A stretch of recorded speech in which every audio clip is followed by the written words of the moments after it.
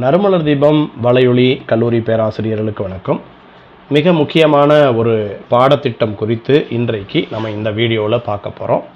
குறிப்பாக கல்லூரி பேராசிரியர்களுக்கான முதல் பேப்பர், அதாவது தாள் 1, அதற்கான பாடக்குறிப்புகள் எப்படி தயாரிக்கப்பட்டிருக்கிறது, எப்படிப்பட்ட ஒரு பாடக்குறிப்பு இருக்கிறது என்பதை சில ஆசிரியர்கள் கேட்டிருக்கிறார்கள், கல்லூரி பேராசிரியர்கள் கேட்டிருக்கிறார்கள் என்பதற்காக இந்த பாடக்குறிப்பினுடைய முன் பகுதிகள் எப்படி இருக்கிறது என்பதை உங்களுக்கு அறிமுகம் செய்வதற்கான வீடியோ தான் இந்த வீடியோ. முதல் தாள் குறிப்பாக பள்ளி பாட நூல்களை மையமாக கொண்டு, அதே போல் கரண்ட் அஃபேர்ஸ், ஜிகேயில் current affairs, especially current affairs அப்படின்னு சொல்லக்கூடிய அந்த சிலபஸ் பாடத்திட்டத்தை நீங்கள் பார்த்துருப்பீங்க.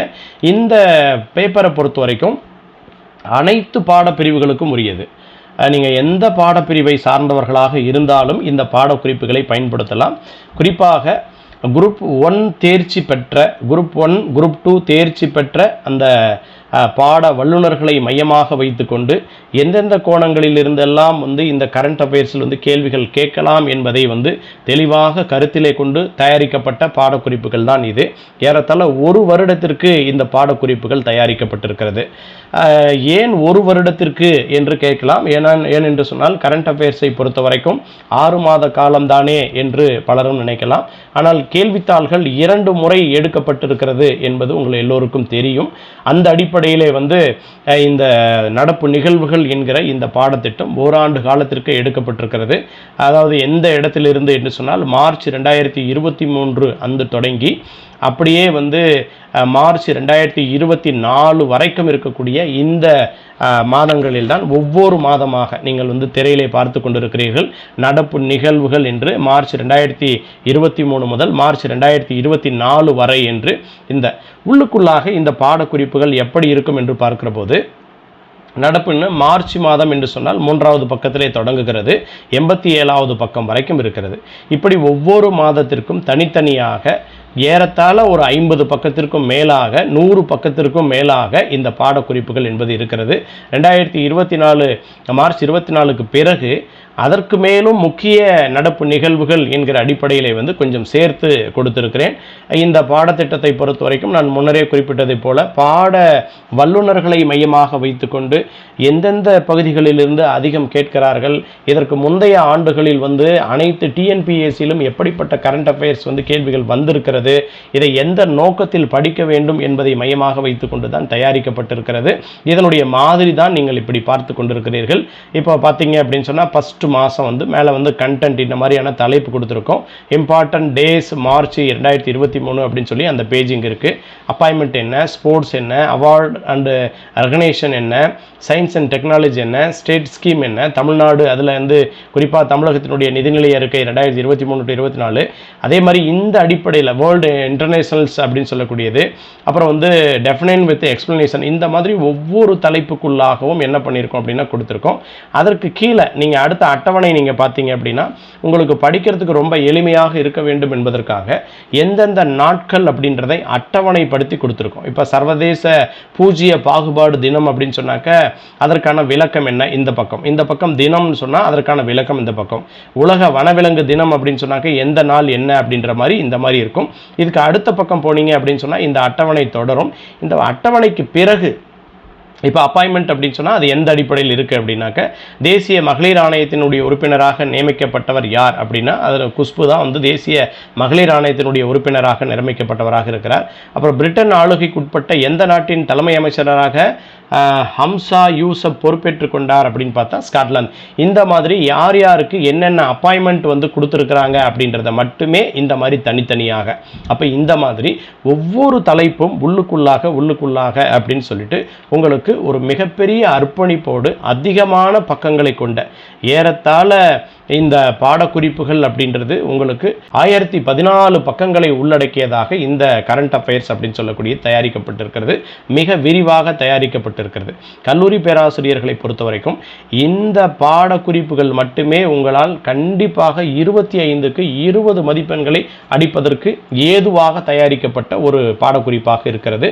இதனை நீங்கள் வந்து பயன்படுத்திக் கொள்ளுங்கள் என்பதுதான் இது. ஒருவேளை இந்த பாடக்குறிப்புகள் உங்களுக்கு கிடைக்கிறது என்று சொன்னால் வழக்கம் போல நம்முடைய வாட்ஸ்அப் குழுவின் மூலமாக நீங்கள் இணைந்து கொள்ளலாம். இணைந்து கொண்டு அதனுடைய தொகை விவரங்கள் மற்றும் அது எப்படி கிடைக்கும் என்பதை உங்களுக்கு ப்ரொபஷனல் கொரியர் வழியாக எப்படி கிடைக்கும் என்கிற விவரத்தை நான் குறிப்பிடுகிறேன்.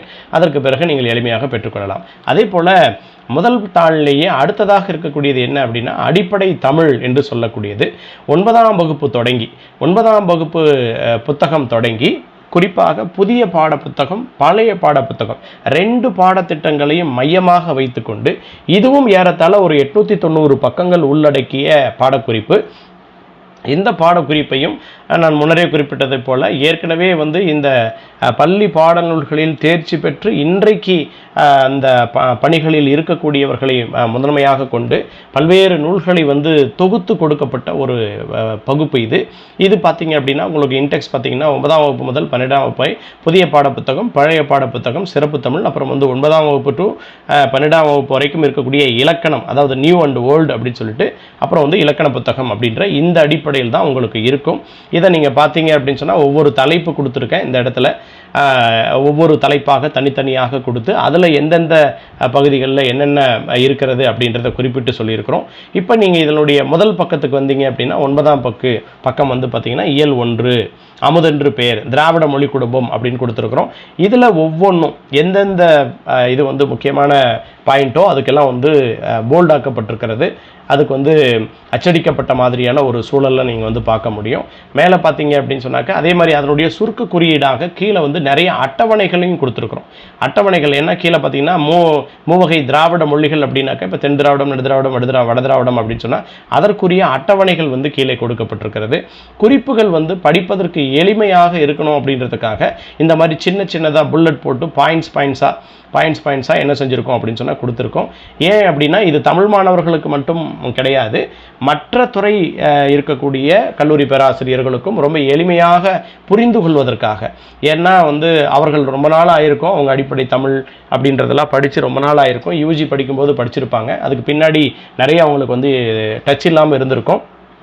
அதனால் அதை வந்து நீக்குதற் பொருட்டு இந்த பாடக்குறிப்புகளை மட்டும் படித்தால் போதும் என்கிற அடிப்படையில் அவர்களுக்கு இந்த 25 மதிப்பெண்களுக்கு 25 மதிப்பெண்கள் பெறுகிற அடிப்படையில் இவர்களுக்கு 9ஆம் வகுப்பிலிருந்து 12ஆம் வகுப்பு வரைக்கும் புதிய புத்தகம் மற்றும் பழைய புத்தகம் இந்த இரண்டையும் மையமாக கொண்டு இதுவும் வந்து ஏறத்தாழ ஒரு 870 பக்கங்கள் வந்து உள்ளதாக இருக்கிறது. ஆக மொத்தம் இரண்டையும் மையமாக வைத்துக்கொண்டு பார்க்கிற போது 2000 பக்கங்கள் உள்ளடக்கியதாக இந்த முதல் தாளுக்கு நம் நறுமலர் தீபத்தின் சார்பாக இந்த பாடக்குறிப்புகளை தயாரித்திருக்கிறோம்.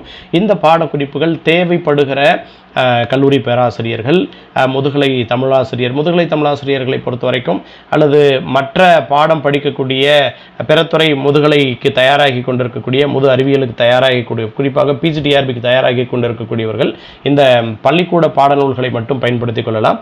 கல்லூரி பேராசிரியர்களை பொறுத்த வரைக்கும் நீங்கள் எந்த பாடத்தை சார்ந்தவராக இருந்தாலும் உங்களுக்கான பாடக்குறிப்பு இதுதான்.